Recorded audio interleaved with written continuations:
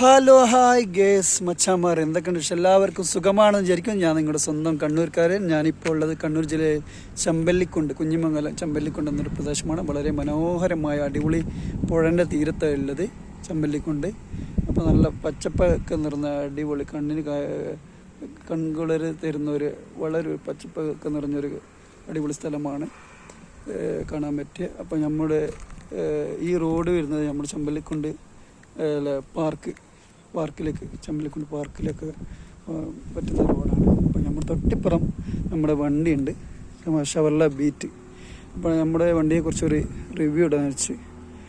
അപ്പോൾ വണ്ടിയെക്കുറിച്ച് പറയുകയാണെങ്കിൽ Chevrolet beat LS petrol 2013 ആകെ 35,000 കിലോമീറ്ററിൽ ഉള്ളിൽ ഓടിയിട്ടുള്ളൂ.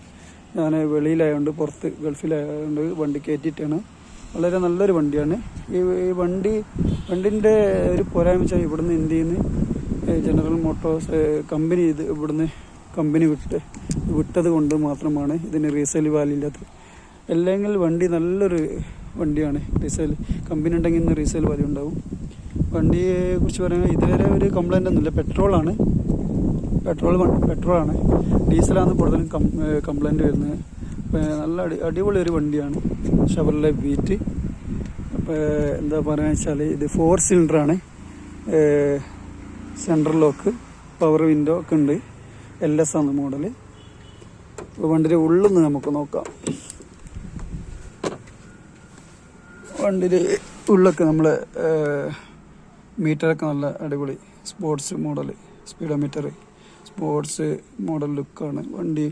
അതാണ് ഞാൻ 2013 അന്ന് എടുക്കാൻ കാരണം ഇത് തന്നെയാണ്. നല്ല അടിപൊളി സ്പോർട്സ് ലുക്കായതുകൊണ്ട് മീറ്ററൊക്കെ, ഡാഷ്ബോർഡ് ഇതൊക്കെ അടിപൊളി. നല്ല നമുക്കൊന്ന് ജസ്റ്റ് ഒന്ന് തുടച്ചു കൊടുത്താൽ തന്നെ ഡാഷ്ബോർഡൊക്കെ നല്ല ക്ലിയർ ആയിരിക്കും.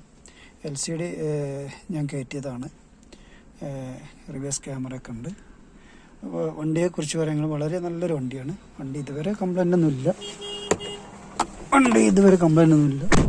അപ്പോൾ വളരെ മനോഹരമായ അടിപൊളി നല്ലൊരു വണ്ടിയാണ്. അപ്പോൾ നിങ്ങൾക്ക് എൻ്റെ വീഡിയോ ഇഷ്ടപ്പെട്ടെങ്കിൽ ലൈക്ക് ചെയ്യാനും സബ്സ്ക്രൈബ് ചെയ്യാനും കമൻറ്റ് ചെയ്യാനും മറക്കരുത്. അപ്പോൾ നമ്മുടെ സ്വന്തം ഷവർലെ ബീറ്റ് വീണ്ടും കമ്പനി തിരിച്ചു വരുമോ ഇല്ലയോ എന്നറിയില്ല.